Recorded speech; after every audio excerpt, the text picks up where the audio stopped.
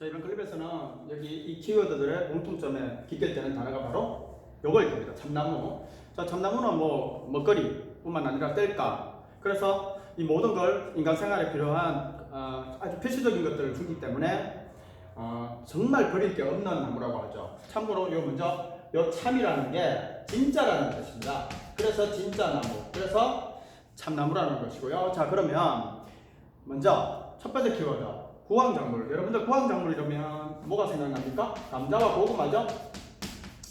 자, 중국에서는 감자를 어떻게 불렀답니까? 감저라고 했죠. 그러면 이 감자라는 것은 중국에서 전해졌을 것이다 해서 감저 내지는 북쪽에서 온 거니까 북저라고 하고 그랬죠. 자, 이 고구마는 우리 흔히 알기 그 임진왜란 정해가지고 일본을 통해서 뭐 들어왔다고 얘기를 하죠. 자, 그러면 이 구황작물 감자와 고구마 이전에 더 오래전, 자, 이 조선왕조실록에 기재된 내용을 보면 그 이제 등장하는 게 바로 요 도토리라는 거죠. 그 겨울철 먹거리가 없는 거 또는 흉년이던 해에 이 신하들이 어떻게 장계를 올린다 하죠. 어떻게 이 도토리를 충분히 비축해가지고 추운 겨울을 대비해야 된다고 장계를 올리니 임금이 뭐 허락을 했다 이런 내용이 나오죠. 참고로 여러분들 우리 구황작물이라면 아주 척박한 환경 속에서도 잘 자라기 때문에 뭐 hardy plants 이렇게도 표현을 하는데 우리 구황이라는 게 뭡니까? 배고픔을 구해준다라는 뭐 그럴 뜻일 텐데 어떻게 우리 기근이라는 단어 famine이라고 있죠. 그거를 relief 구제 즉 기근을 구제하는 자, 요 다음에 또 플랜츠를 쓰면 보통 뭐 비슷한 의미의 구황작물이라는 말을 말로 쓸 수 있을 겁니다. 자, 그럼 우리 도토리 여러분들 이 도토리도 종류가 여러 가지가 있죠. 그 나무의 종류도 여러 가지가 있는데 먼저 여기 한번 보시면 여기 다들 나무의 종류거든요. 우리 저 상수리 나무 많이 들어보셨죠?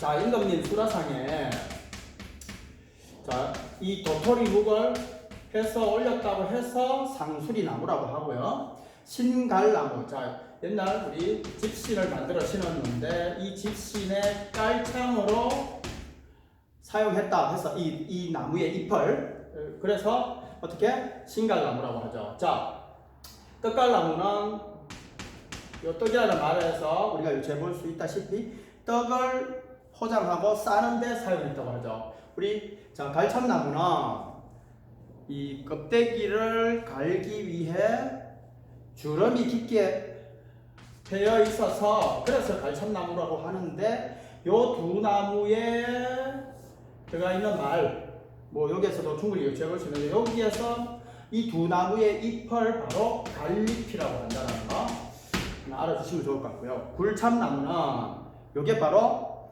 우리 뭐 와인 그 병을 보시면 그 코르크 있죠? 코르크의 그 나무 껍질 밑 줄기가 코르크의 주 재료도 되고요. 우리 굴피집이라고 하죠. 굴피집을 굴피집의 이 지붕의 재료로 쓰였다고 해서 이 굴참나무라고 하죠. 자, 그 다음 요 졸참나무는 이 참나무로 불리우는 이 나무들 중에서 잎도 열매도 가장 작다고 해서 졸병 참나무라는 말에서 이렇게 나왔다는 거. 자, 그러면 이 나무들에서 공통적으로 나는 게 우리 도토리라고 하지 않습니까? 자, 이 서양에서는 도토리를 그 모양을 보여가지고 자, 알파벳 중에 뭐 둥근 것도 있지만 보통 이 뾰족한 모양. 자, 그게 알파벳 중에 A를 닮았다고 해서 에이콘이라고 하죠. 자, 그러면 우리 그들에게는 뭐 이런 음식이 없었으니까 우리가 이걸로 해먹은 이 도토리 묵은 굳이 표현하자면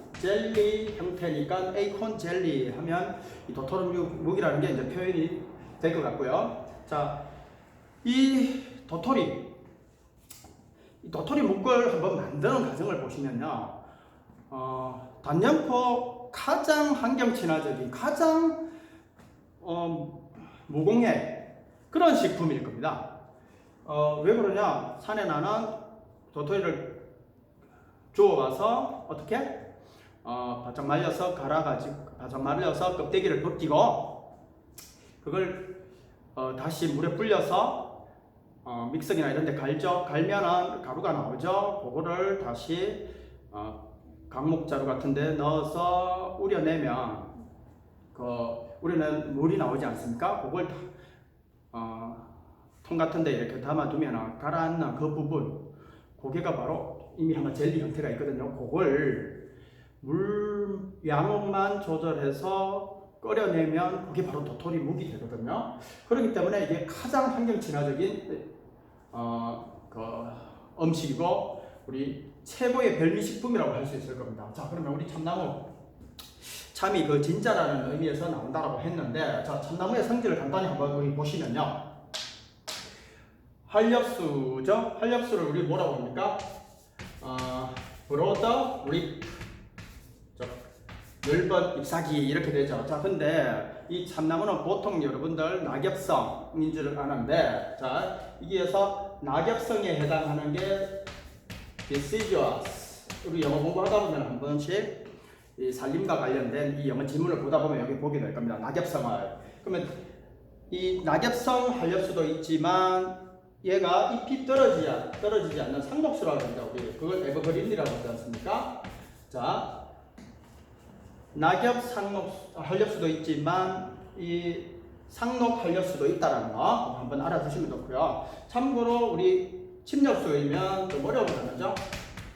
코니퍼 내지는 이게 바늘 모양이지 않습니까? 잎이. 그래서 middle leaf, 이렇게 middle leaf tree이면은 이게 바로 침엽수가 되죠. 자, 우리 참나무, 이제 숯 하면 참나무 아닙니까? 자, 숯은 영어로 우리 charcoal이라고 하죠. 콜은 우리 뭡니까? 스탄이란 말입니다. 찰이 이게 원래 거슬러다, 거슬러다 이렇게 하는 건데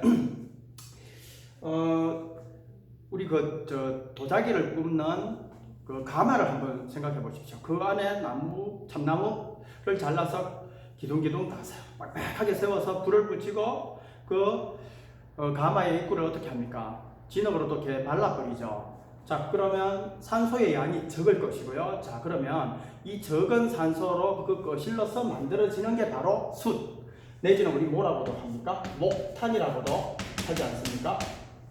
자, 여러분들 땔감 중에 우리나라 소나무가 가장 많지만 땔감 중에서 단연코 참나무만한 게 없을 겁니다. 우리 영어 공부하다 보면은 파이어우드, 이게 땔감 아닙니까? 자, 이 참나무는 생으로 그대로 벤 상태에서 부를 때도 잘 타고요. 말려서 태워도 잘 탑니다. 근데 말려서 보통 소나무하고 비교해보면 소나무는 생으로 그냥 거의 타지가 않죠. 그리고 말려서 태우면 거스름이 되게 많이 나오죠. 그게 왜 그렇습니까? 송진 때문에 그런 거죠. 하지만 참나무는 그런 게 전혀 없습니다. 그리고 참나무는 이 나무의 이 재질이 되게 단단하죠. 그러니까 더 오래 타고요. 그래서 우리 수치나 땔감으로 최고로 각광받는 나무가 바로 참나무라는 거. 자, 그러면 이 참나무가 또 이 와인과 연관해서 얘기 안 해볼 수가 없죠. 왜? 와인통을 만드는데 우리 뭐를 씁니까? 자, 정확히 우리는 참나무는 일반적으로 나무의 종류가 이래 있지만 참나무를 뭐라고 합니까? 오크 트리라고 하죠. 이 오크, 그래서 오크통 이런 거 들어보셨을 텐데요. 혹시나 여러분들 바다 괴물이라고 하는 이 범고래라고 하는 그 오크, 요거 ORC하고는 틀립니다. 발음이 비슷하니까 잠깐 헷갈릴 수 있는데 이 범고래, 이를 또 다른 말로 킬러 헬이라고 하죠. 자, 이렇게 쓴다는 거. 자, 그러면 우리 왜 와인통으로 참나무가 선호될까요? 자, 여러분들 이 도토리 묵을 아까 만드는 걸 간단하게 얘기를 했는데 저는 자주 한번 만들어 봤거든요. 어머님 따라. 항상 이게 우려내는 과정을 거쳐야 됩니다. 왜 그럴까요? 바로 이 나무 안에 뿐만 아니라 도토리 안에 있는 이 타닌 성분 때문에 이 타닌 성분이 바로 떫은 맛을 내거든요. 그러면 떫은 맛을 우려내 버려야 우리가 먹을 수 있는 음식이 된단 말입니다. 자, 이 타닌은 여러분들 태닝이라는 말 들어보셨을 겁니다. 태닝은 우리 동물 가죽 있죠? 그거를 무두질이라 하죠. 그 가죽으로 우리가 먹을 수 있는 가죽으로 만드는 과정에 이 단인산이라는 곳에 담아서 이 가죽으로 변모를 시키는 그 과정을 거치거든요. 그래서 그 단인산